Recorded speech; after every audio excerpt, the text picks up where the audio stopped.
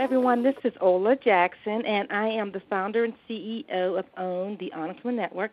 And for the last 21 years, we have given a voice and been a voice for women of color. And one of our primary focuses is on entrepreneurship and financial education. And we have with us 3 business owners, and we like to bring them in because we feel that really the best way for you to learn how to do business is for someone who is, or from someone who is in business. And we have with us Maxine Thompson, and she is a publisher and is it literary agent? Yes. Okay. And an author as well. An author as well. Okay. And Maria Lee Driver, who's, I'm going to get this, Uriah O'Shea? Yes. Okay, got it. Thank you. And Denise Turney, who is an author of several books. And I'm going to start with Denise by having her tell us about her business and why she even went into business. First of all, thank you for the invitation, Ola. It's always such a pleasure to connect with you. However I do that, email or phone, or the one time we met in person. So thank you. Just to begin, again, yes, I'm an author, and I have published now 6 books. My latest book is Love Pour Over Me, which came out in March of this year. And I'm working on my next story, which the working title is God is Glory. But just to help, I know you focus on business and particularly, I guess, small businesses and businesses that are owned by women. And I also myself, it's interesting when I hear other business owners talk about how they launched their business, how much capital they initially put into their business, and how they deal with the ebb and flow of the cash flows, because one thing about owning your own business, those cash flows change. Sometimes they come in like water pouring out of a fountain, and sometimes it's like they're just dripping, like water's dripping out of the fountain. So it's interesting to hear business leaders, and I have heard women who are very, very successful all say they deal with these same things as a business owner. But I went into business because I wanted to share my literary works with others, and I had gone the traditional route and reached out with query letters and sending my manuscripts and the first couple of chapters of my novels to traditional publishers. And I could have gotten picked up, but I was told that romance was really selling well in for African American readers, but that's not the type of writing I do, and I didn't want to go away from what I'm passionate about just to sell a book. So I started Chistel Publishing, and that I'm going back to 1990, either late 1997 or 98, and this is after several years of trying to go through a traditional publisher. So I did that on my own, and then through it, I also launched a newsletter, The Book Lovers Haven, which is free, where I list literary events and writing jobs, and I interview an author. I feature somebody else in the newsletter. From that, I branched out to the Book Lovers Haven Network, which is also free to join. It's a Ning membership where authors and readers connect and communicate with each other. It's like a social media network. And then I also, everything just kept launching out. Then I went from there to Off the Shelf Radio, where I interview, and I've had the pleasure of interviewing Maxine Thompson and other authors, and she's a very, very talented author, I must say. Where I've had, she's very talented. Her book, The Ebony Tree, is one of my all-time favorites, and I've read work. Oh, well, that'll be a nice segue into Maxine. Well, Maxine, tell us how you got into business and why. Okay. Thank you, Ola, for having me on your show. This is our first time talking, at least. We haven't met in person, but I'm sure we will in our circle. I think we will. Yes, but I got into it just like Denise did. I sent out magazine, articles and also manuscripts to New York, and I had won $1,000 in Ebony's first writing contest in 1989. Oh, my goodness. So I said, well, it must be something here. And then by 1995, I was disgusted, and I self-published The Ebony Tree. And then, 1997, I did a second book, and I got on the internet, and just like Denise, I ended up interviewing authors on my site and finding out there were a lot of black authors out there. So I got into business because of racism. I just so what can be negative can be positive. And from there, I ended up doing internet radio in 2000, and I've been on 3 different other internets, but I stayed with artistfirst.com. Okay. I've been doing them since 2004. And I became a literary agent in 2003, got my first deal for another black writer in 2005, and then I've got, I think, about 70. But things have slowed up now, so I'm kind of just in a holding pattern with the writers I already have until I see where things are going, because it's always much harder for black writers. I'm on Publishers Marketing, luncheon thing where they announce book deals, and white agents are still getting book deals, but I see them complaining too. The money is less unless it's an established author. And I have 14 titles. Some are ebooks that I published under my company, and I have a new book, L.A. Blues, the second in a series, L.A. Blues 2. It's coming out May 29th this year. Oh, well, congratulations. Now, we're going to go to Maria. Now, you're in a different venue here type of business. So tell us, Maria, what made you go into business and why? Well, good morning, ladies. And thank you again, Ola, for inviting me. You're so welcome. It's really a pleasure. I am an entrepreneur here as a cosmetologist since I got my first license when I was 17, and I opened my first salon at 19. So I ventured out to Philadelphia and opened a kids salon. So this concept of Maria's O'Shea really just came as a surprise, because I didn't venture out to make products. I opened a kids salon and fell in love with the product that was presented to me once I moved to Philadelphia. I'm a country girl from Virginia, so it was a real big change for me. So as I adjusted and realized that it was something that I was using and never used before, I decided that, I really liked the product, but I was having a hard time getting the product from the distributor. And that's how Maria's O'Shea started, just out of basic need and desire. And, I basically love the product. And now, I'm hearing that from all of you. You all started in one direction, then you saw that maybe something wasn't working out the way you planned, and then you had to be creative to almost create an opportunity for yourselves. Yes. Yes. And that's how it started. I created the product, and I must say I am just so impressed that now we sell it all over the world. Wow. Because you're in Whole Foods, right? Yes, ma'am. Whole Foods picked me up 2 years ago, and I also have it in the Veteran Administration, the canteens. I go there and I actually vend, and now we have a proposal for their canteens. We're looking at the PX. We have in salons, barbershops, nutrition stores, and it's just taken off. We have a couple celebrities that speak about the product. So I'm really excited.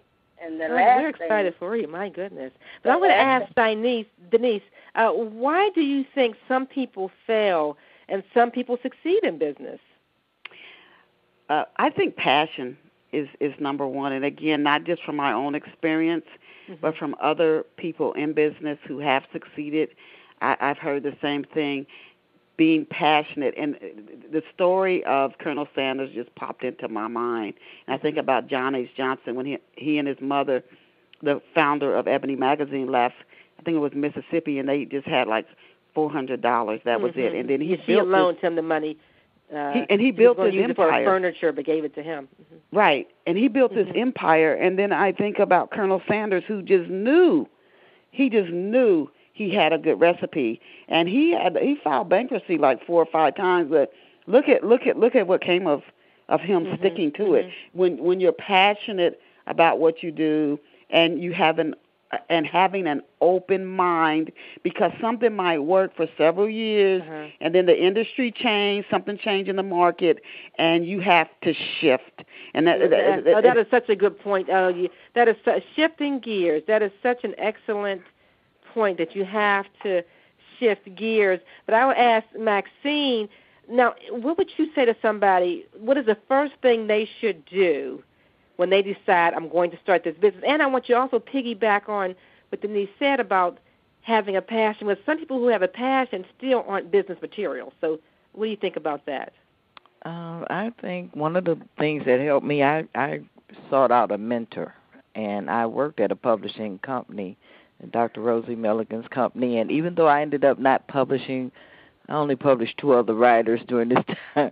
I ended up doing more as an agent, but I learned the whole business from top to bottom, back cover, invoicing, and from there I even knew how to format books, and from formatting I became a ghostwriter. I'm also a ghostwriter and editor. I just worked on Wahida Clark's book, which made number 27 on New York Times, which I'm very proud of and happy. And so, I'm happy I work with writers who've made the New York Times. And but I think love. When I put love into a book, I can see the difference. You have to love what you do. It's more than that, and it's also taking in the information you need to have the skills. I spend about 2 hours a day just learning. I keep up with all the trade magazines online. And that's a good point because I've always said people want to be and not become. They miss the process. They don't want to go through the process, don't even want to do a business plan, but yet they want to arrive there. And so like what you're saying is you got a mentor, you did the work, and then you got to where you wanted to be, opposed to just showing up and ignoring the process. And the process has obviously taken place with you, Maria. If you can tell us, where do you see your business in 3 to 5 years? Well, I always joke about this, but it's a reality. Well, it can be a reality. Ariz O'Shea has so many benefits that I always say, Tide wants to be in every household. I want Ariz O'Shea to be in every household. So that's my goal because of the benefits, whether you use it for your hair or use it for your skin or you use it for eczema, whatever you use it for, there's multi-purpose for that product. So there's no reason why it should not be in every household. Now, do you have a plan and do you have a team? Let's talk about team. What is your team? Do you have a PR person? What is your team? My PR person is the person you talk to. I have a business manager, a business strategist, and, of course, a manufacturing company, which I started the product in the kitchen, and I'm happy to say right now we'll get ready to send off the first product off the assembly line. I was very, very excited when I actually saw it from my own eyes, from a formula that I created, watched someone else make it. It was just amazing. So I'm really excited about that. But, yes, you have that. Now, Denise, what happens if you don't have a business strategist and you don't have a PR person and you're a micro business? What is your advice to those people? My advice is to work with a consultant, to work with somebody who is experienced, because I don't see how a business owner can do everything themselves, how you can be an author and a marketing expert. You can't wear all the hats yourself. So my advice would be, if you don't have the money to bring somebody on full-time or part-time as an employee, hire somebody with the proper skill set and bring them on as a consultant. That's a good idea, because if you don't have the resources, you can use freelancers, independent contractors. You can go to SCORE. You can go to SBA. There are some people who may want to be your protege in what you're doing and can pick up some of the work, because I'm finding that to be an issue with me right now, because sometimes I've had people who I've had to let go, and I figure until I find the right person, I have to do it myself. But that's an excellent point. Maxine, would you have something to add to that? Yes. Last year I hired independent contractors, but I wasn't satisfied with their work, and so I haven't used them again. But now recently I prayed about it. Recently I found someone who is she's published more books, and she can do the e-books, and and she can do the cover. She can do it all. So I'm trying to find a team of good people who do the things that I can do, and even better. So that's one of the hardest parts. That's the biggest complaints I hear about with folks who are in business, trying to find good people who are reliable and dependable, who can you can delegate. because you can't do it all. It gets overwhelming. And I always say your dream can become a nightmare if you're so overwhelmed that you're not delivering a quality service. And I want to go back to you, Maria, and just to ask you, what advice would you give to people who want to get their product on the market the same way you have? Patience and endurance. Patience? Yeah, they have to be patient because the competitive field is overwhelming. And you remember, everybody wants to be in the shelf somewhere. Right. But when you go up to the higher tier, like Whole Foods, Target, there's people lined up trying to get on that. So you have to be patient. But you actually need to brand yourself. Focus on getting the word out. I mean, I did flea markets. I did everything. I started from the ground. I did all that guerrilla marketing. So this is just this that has been planted, and they're just coming to harvest. These are excellent points. Have to be patient. Mm-hmm. These are great points, and one of the reasons I'm doing this show and I've decided to do radio, when I would come into my office, I would sometimes feel isolated, so I'd turn on the radio, and there weren't really a lot of shows that talked about business. Many of them, it was music or talk shows, and I figured I could be in my office, just as somebody could be in their office right now, getting this advice. We can read a book about how to run a business. We can go online, but there's something about when you hear people talking about their life experiences and how you can benefit from their mistakes, there's something that's immediately rewarding about that, and that's why we're here. But what I would like to do in closing is ask each of you to tell people how they could reach you, and also how can they benefit from your service, your book, your product, what have you. I'll start with you, Maxine. They can reach me at my two websites. One is MaxineThompson.com, MaxineThompson.com, and the other one is MaxineThompsonBooks.com. They can benefit by me coaching them as a writer. I believe everyone has at least one book in them. Mm-hmm. Right now I'm ghostwriting for this company where I've ghostwritten about 7 short books where people's lives, memoirs about their lives. Some are 90 years old, 93.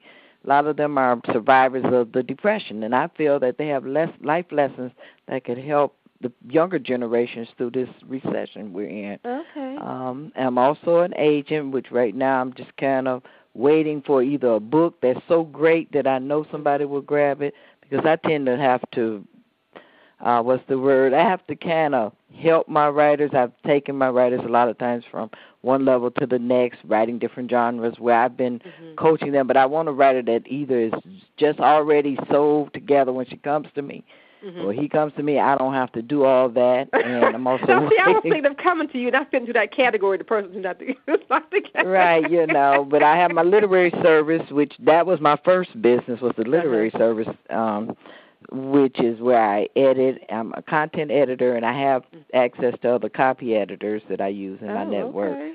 But I do the content editing, and that's for fiction. I only work with fiction as an editor. But I also ghostwrite, but I can ghostwrite nonfiction. So. All right. And Maria, tell us, website, phone number. Yes, ma'am. It's Orias Oshay, ORIASOSHAY.com.